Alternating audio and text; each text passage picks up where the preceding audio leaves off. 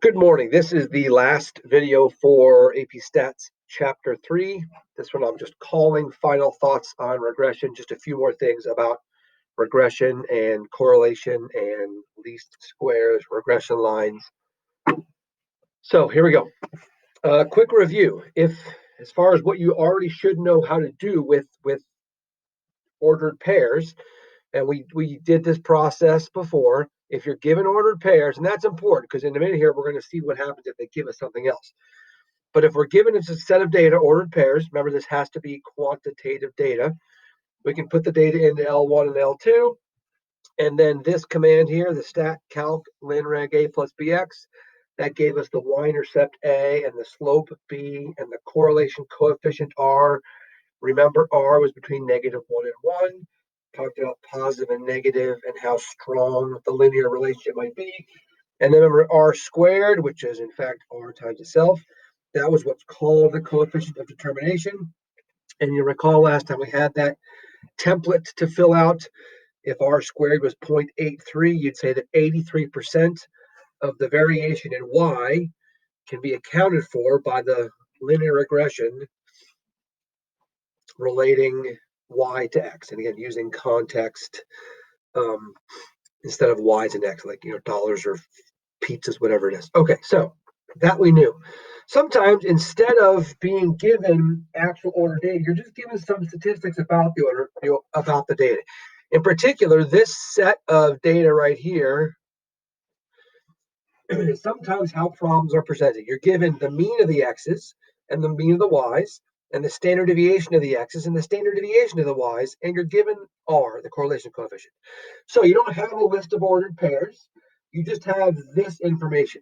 Well, it turns out that we can use that information still to find the equation of the least squares regression line. And these formulas here will do that for us. And these formulas are on the formula sheet for the AP test, so you don't have to memorize them, but you have to remember that they're there and you know how to use them. So in order to find the slope, it is r times sy over sx, sy being the standard deviations of the y's and sx being the standard deviation of the x's. And then to find the y-intercept, it is y bar minus b times x bar, where b you would have just calculated, and x bar and y bar are the mean of the x's and the mean of the y's. So have a real quick example I want to show you. I'm not going to go through all of the math, but I want to show you that that's what we're doing here.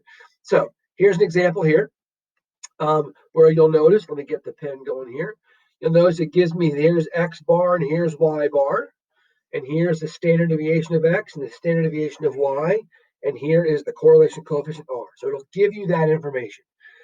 And then it says, find the equation of the least squares regression line. And of course, once you have the equation, you could do stuff we've already done. You could use it to predict a value.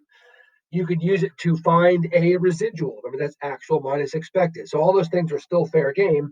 But here's the calculations. There's the formula for the slope, r times sy over sx, turns out to be 2.75. And then here's the formula for the y-intercept, just y bar minus b times x bar. So just understand that if that's the information that you're given, that you can't go to list 1 and list 2 and do linreg a plus bx. That only works if you have actual ordered pairs in your lists. So just be aware of that. Okay. One other thing about this process is this, and this is just a fact that will always show up as a multiple choice question, I know, on my test and often on the AP test, just knowing that the ordered pair x bar, y bar, whatever the average of the x is and the average of the y, whatever those numbers happen to be, that number is always on the least squares regression line. That doesn't mean it has to be one of your actual pieces of data. Like there's not necessarily going to be an ordered pair of your data that happens to be x bar, y bar. But whatever that point is, that point will be on that line. That's just one of those things you just need to know. All right, I want to end this with what I'm calling here correlation and regression wisdom. And I think there are 5 bullet points here, or 5 items here that we talk about that you just need to be aware of, and some of them will make sense, some of them might not, or some of them we may be familiar, some might not. So The first one says the distinction between explanatory variable and response variable is important. So that says, hey, if we switch X and Y, that's going to matter. Now, let me remind you, not trying to confuse the issue here, but if I go up here, let me go back to this. So if we were to, in fact, take some ordered pairs and switch X and Y, you already know this fact, that the correlation would not change. How linear the data is would not change. And of course, if R is not going to change, R squared is not going to change. So those numbers will not change if you switch X and Y. But the least squares regression line would change. The y-intercept would change. The slope would change. The standard deviation of the residuals, S, would change. So real quick, if I have data that looks like this, those are supposed to be dots, sorry. And my best fit line looks about like that. If I were to switch the X and Y's, it would look like this, in a very rough manner of speaking. And the line would look like this. R would not change. How linear the data is would not change. But clearly the y-intercept of that blue line changes. Clearly the slope changes. And then, well, first of all, I can fix my typo. Sorry about this. This says the standard. It should say standard. The standard deviation of the residuals, in particular, remember the residual is how far a typical value is from the line.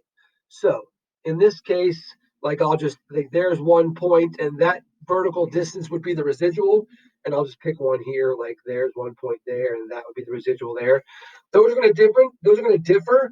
And in particular, the standard deviation would have the units of the Y. So remember earlier we were talking about the truck based on the mileage, the price, the residual, the standard deviation was, $10,000. Right? We'd expect an actual truck's price to differ from the regression line by $10,000. If we switched X and Y, then the residual, we talk about the vertical change, which would now be miles. So the units would change also. So you do need to know that it is important which one you call X and which one you call Y.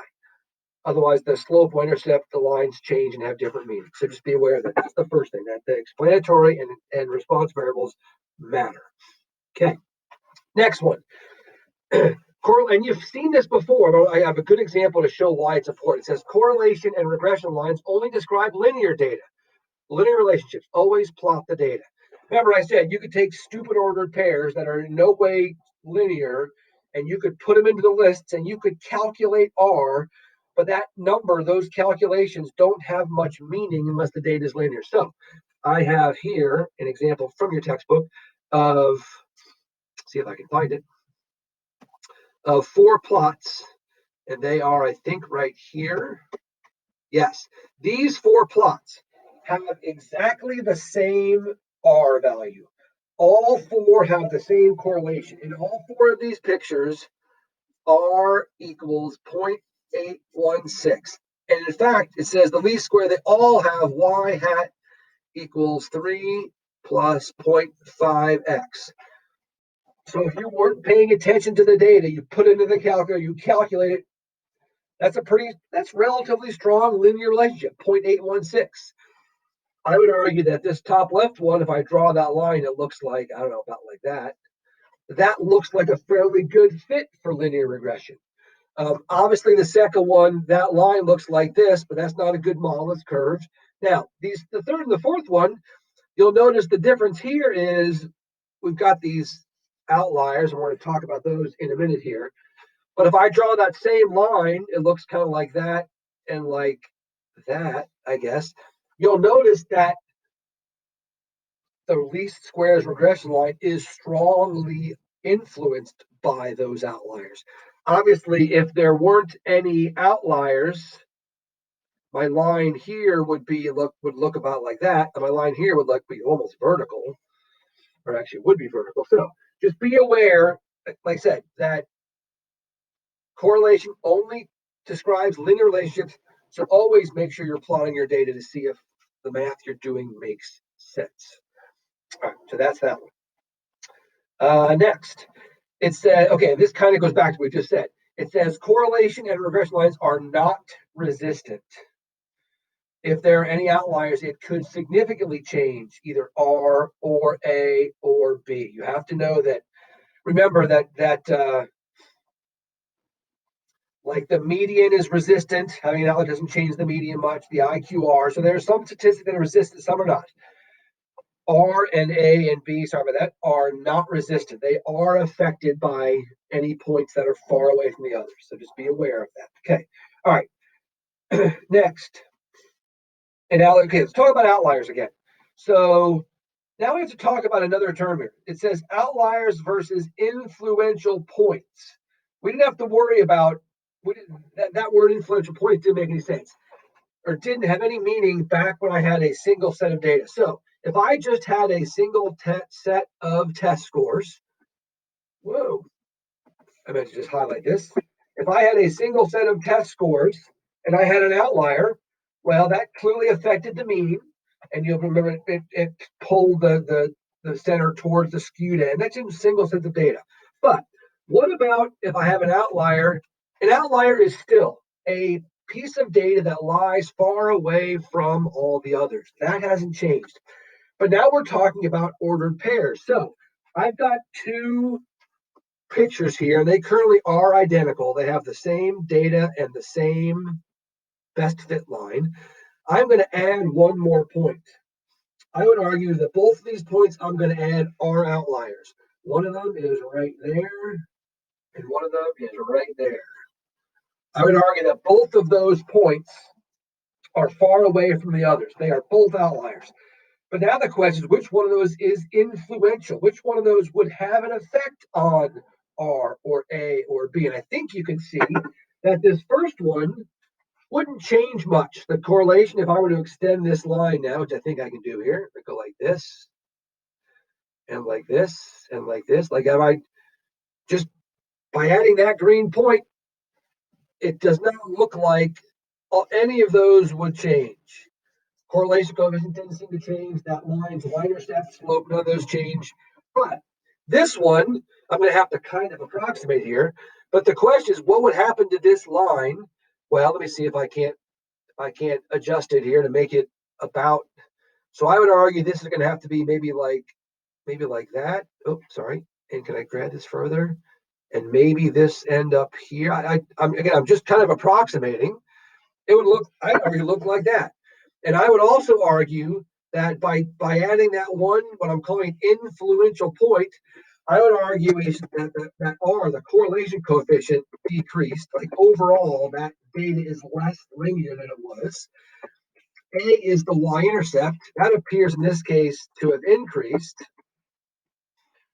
I'm just looking at where those two blue lines now cross the y-axis. And the slope of that blue line appears to have decreased, just compared to the first blue line. So be aware that an ordered pair that lies far away from the others is an outlier, but it wouldn't necessarily be influential. Kind of depends on where the outlier is. So by plotting it, you can see how either the correlation changes or the slope y-intercept. And you, of course, if you had data in your calculator, you could take out the one ordered pair and then do the math again and get a new R and A and B to figure out. But sometimes it's as easy as just looking at the picture and being able to visualize how either R or A or B would change. So just be aware of the difference between a point being an outlier and it being an influential point. All right. Let's see here. Where am I? I got a couple things left here.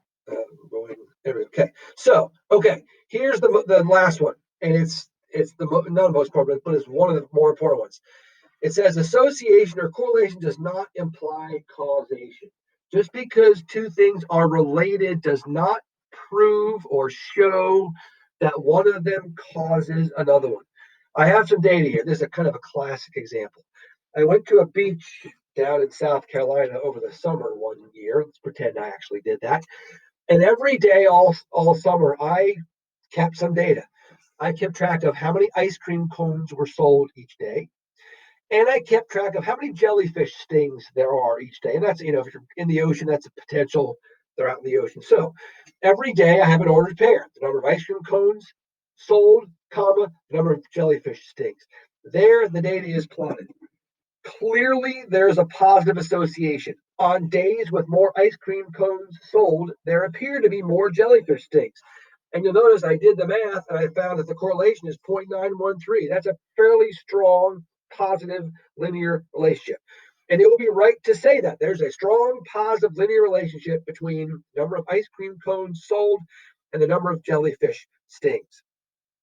But it would, of course, be wrong to conclude that the number of ice cream cones sold is causing the number of jellyfish stings. That's as if to say, if I were to just have the guy sell more ice cream cones, that would cause there to be more jellyfish stings. That doesn't make any sense at all. So here's kind of a classic example of clearly there's an association, but I think intuitively also clearly there's not causation. So, and down here it says beware of. There's a term here that you're going to have that we're going to see again. Be aware of what's called a lurking variable. Is there another variable that is not one of the ones that I'm graphing that might be affecting everything? And I would argue in this case it's probably the temperature. On days when it's hotter outside, well, what happens? There are more people at the beach.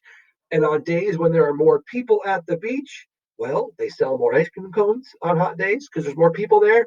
And with more people at the beach, more people go in the ocean, and therefore more people get stung by jellyfish. So in this case, there is a variable that is not what is being reported that is affecting everything. So in the real world, you often see graphs and sometimes the inappropriate but intended conclusion is, hey, look, this appears to be causing this. You must know. And the phrase correlation does not imply causation. That should become familiar to you because it's a very common, hey, just if this is true, can you assume that this causes this?